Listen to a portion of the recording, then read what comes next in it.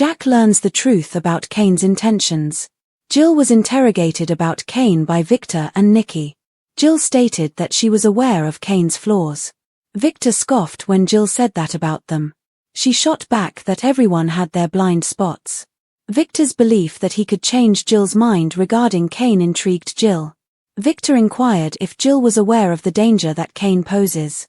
Jill claimed that Nikki had briefed him. Victor said Cane was targeting everyone Jill knew.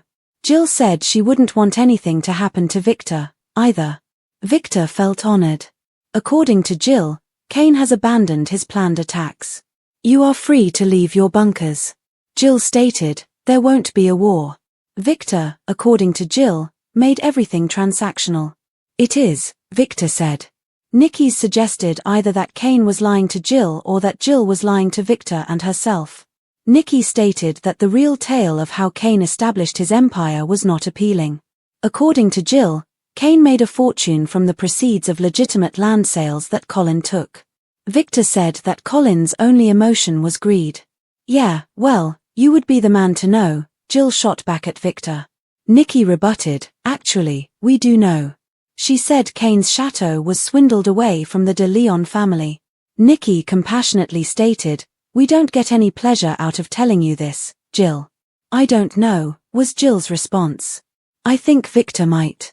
Victor said he knew the truth was a bitter pill to swallow. Jill said if she believed them, she'd be deeply saddened. She added that she witnessed Colin's genuine regret when he was dying. Victor said that could have been an act. Victor announced that he had Madame de Leon's letter. She left a Lord Jeremy Egerton in it. That was one of Colin's many aliases. Victor said that he could show the letter to Jill. He didn't believe Jill when she said that letters could be faked.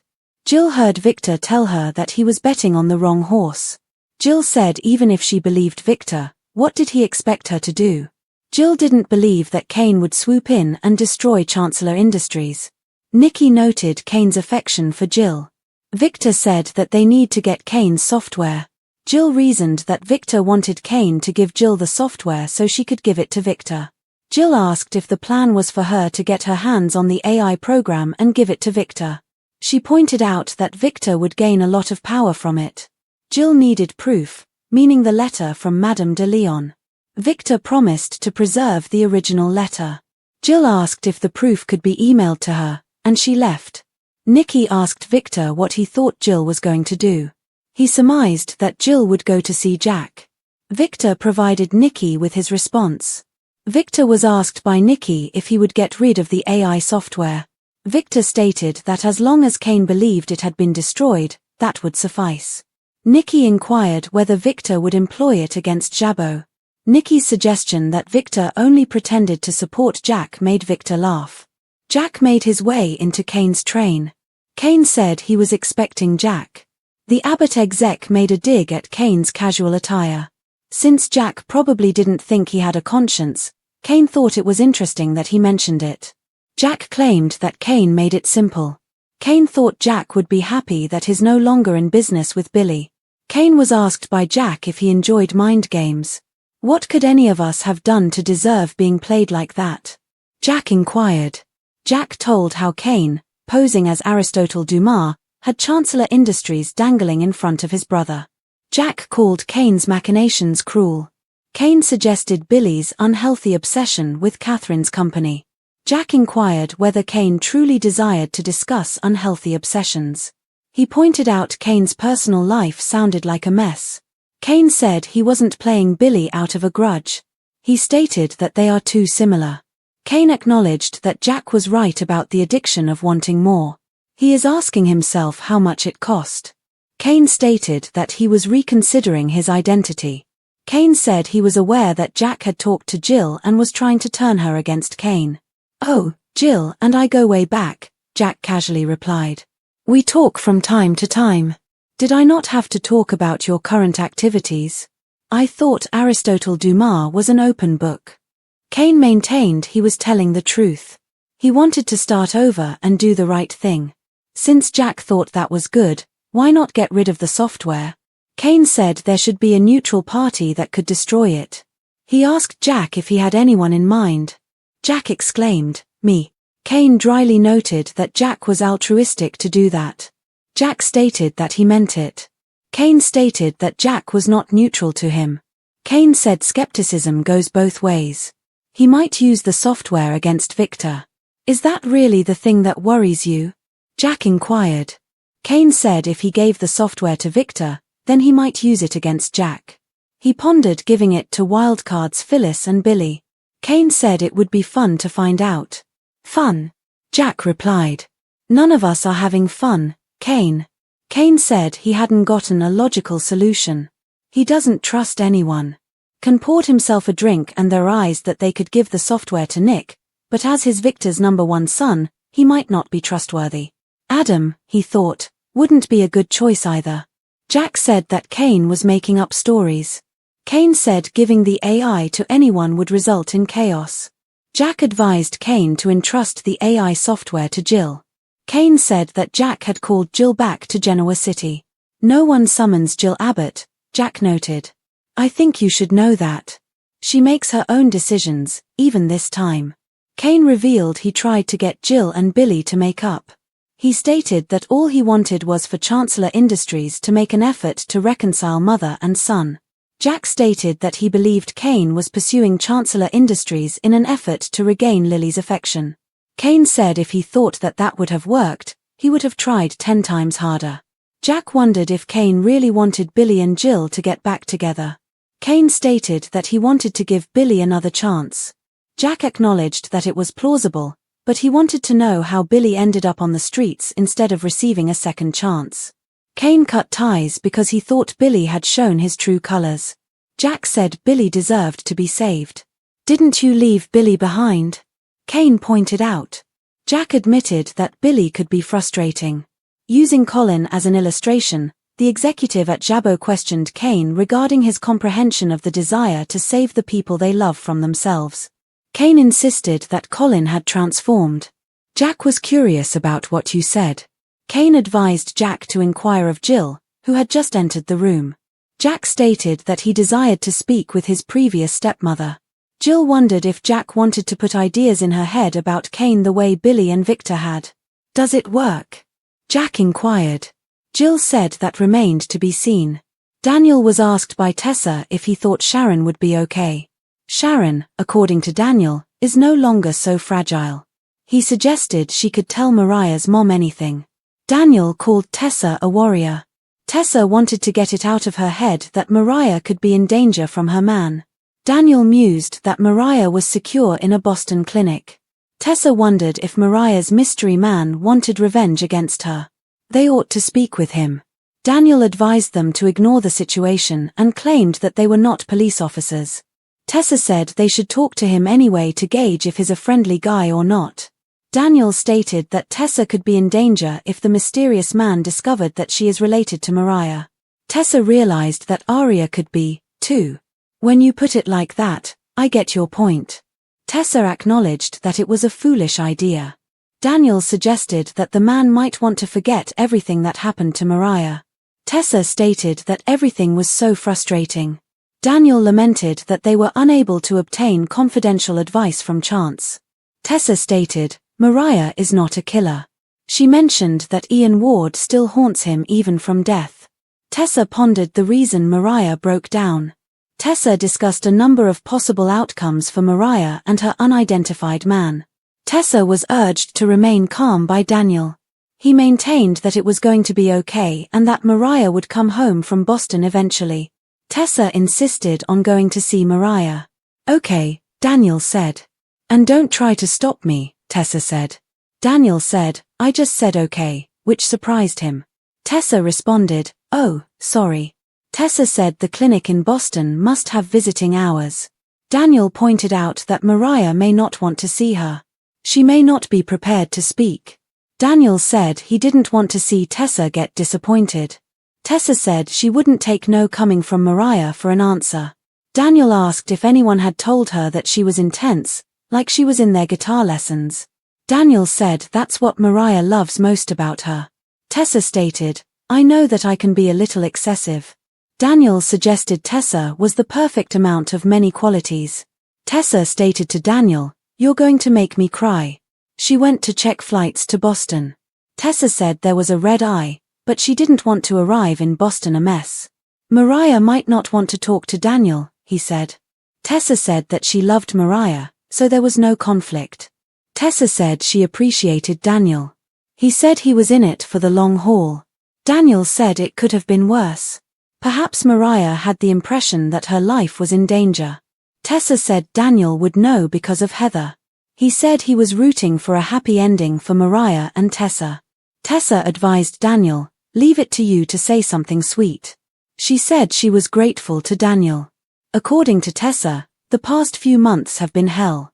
Daniel stated that he was pleased to be able to assist Mariah. Daniel was informed by Tessa that he had been more than just a friend. He was her best friend, and then she hugged him.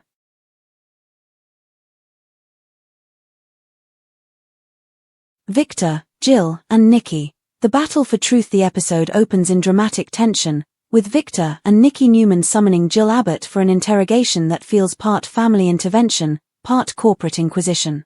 As always, Jill enters the Newman ranch with her sharp tongue and defiance, ready for a fight but unsure of what lies ahead.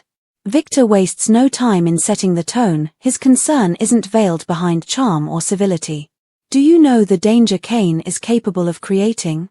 These words carry weight and serve as a warning. Jill, with a knowing smirk, reminds Victor that Nikki has already briefed her. But Victor pushes harder, implying that Cane's empire was built not on brilliance, but on deceit, manipulation, and stolen fortunes. A rare breach in Victor's legendary self-control is revealed when his interrogation becomes almost personal. "Cane is targeting everyone you know," he warns, his tone equal parts protective and foreboding. Jill, unshaken, counters with wit, "Well, I wouldn't want anything to happen to you either, Victor." Victor is able to discern the affection beneath the sarcasm when her tone softens just a little. For a brief moment, two titans of Genoa City share an unspoken understanding. They've both built empires, made enemies, and suffered for their ambitions. But the tenderness evaporates quickly when Jill accuses Victor of making everything transactional. Victor responds by asserting that life is transactional, a conviction that defines him. As a mediator, Nikki raises the stakes by suggesting that either Jill is being duped by Cane or the Newmans are being duped by her. The line lands like a slap, but Jill maintains her poise. She reminds them both that she's never been blind to Cane's flaws, but she believes in his capacity for good. When Nikki brings up the De Leon scandal, revealing that Cane's chateau was acquired through swindling, the tone shifts from debate to heartbreak. For the first time, Jill shows signs of weakness. Victor's firm conviction stands in stark contrast to Nikki's compassion. Nikki says softly, "We don't get any pleasure out of telling you this," but Jill responds bluntly, "I don't know. Victor, I think, might." Victor produces what he claims to be the ultimate proof, a letter from Madame de Leon herself naming Lord Jeremy Egerton, one of Colin's aliases, as the true perpetrator. The revelation hits Jill like a thunderclap. Even in death, Colin's name haunts her because it is associated with betrayal and heartache. Jill is deeply hurt by Victor's claim that Colin's alleged regret on his deathbed was an act, but she refuses to give in. "Letters can be forged," she fires back, her voice trembling but resolute. In a final exchange that underscores both her pride and defiance, Jill says, "Even if I believed you, what would you expect me to do? Enter Cane's office and demolish everything he has built?" Victor warns that she's backing the wrong horse, but Jill won't yield. She suspects Victor's real interest lies in Cane's AI software, a powerful program capable of changing the balance of power in the business world. She is correct in her suspicion. Jill points out Victor's duplicity when he admits that the AI is his prize. "So you want me to steal from you at night?" she asks vehemently. Victor's silence confirms it. Jill demands that the alleged letter be emailed to her for verification before she leaves. Naturally, Victor refuses to release the original because he wants to keep control. Nikki can feel her concern for Jill as she storms out. "What do you anticipate she will do?" she demands. Victor smirks, already 3 moves ahead. "She'll go to see Jack," he predicts. And with that, the next chess move is set in motion. Jack and Cane, conscience, power, and confession. The confrontation between Jack Abbott and Cane Ashby is one of the most emotionally layered scenes of the episode, a verbal duel between two men who understand ambition but define morality very differently. Jack arrives at Cane's train car, immediately mocking his casual attire. Cane responds with dry wit, pointing out that Jack's talk of having a conscience sounds hollow. Cane muses, "You probably don't think I have one, but that makes us two, doesn't it?" Jack cuts through the conversations. His patience is thin, his tone clipped. He recalls Cane's cruel manipulations, including his calculated betrayal of Billy, his opportunistic seizure of Chancellor Industries, and his fictitious identity as Aristotle Dumas. "What could any one of us have done to merit being played that way?" Jack demands. But Cane doesn't flinch. Instead, he examines Billy's unhealthy obsession with Catherine Chancellor's company. Jack responds that Cane has no right to psychoanalyze other people while living in a moral vacuum, clearly offended. However, Cane demonstrates rare vulnerability beneath his arrogance. He admits that he's begun questioning who he wants to be. "You were right about the addiction of wanting more," he tells Jack. "However, you have to inquire about the cost at some point." One of Cane's most sincere admissions in a long time, a brief moment when remorse flickers beneath the mask, is this. If he truly wants to be saved, Jack, who never misses an opportunity, urges him to destroy the AI software. Cane counters that a neutral party should handle it. Jack offers himself, only to have Cane smirk. "You? Neutral?" They are both aware of the irony. Cane says that he doesn't trust the Newmans or the Abbotts and that giving the software to anyone would only cause chaos. Their debate becomes philosophical: who can be trusted with power that could destroy others? Jack's argument is moral, Cane's is pragmatic. Cane toys with the idea of giving the software to Nick or Billy or even Phyllis, each potential choice a reflection of his cynicism. Jack, exhausted, snaps that none of this is fun. Cane is in agreement, but he admits that he cannot think of a logical solution that doesn't lead to disaster. Jack, ever the strategist, suggests Jill should hold the software. Cane realized at that point that Jill had probably been talking to Jack behind his back. "Did you summon her?" he accuses. Jack's measured response was, "No one summons Jill Abbott." The line encapsulates Jill's independence and her refusal to play Jack or anyone else's game.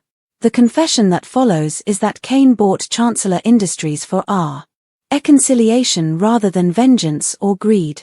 He wanted to bridge the chasm between Jill and Billy, believing that restoring Chancellor might unite mother and son.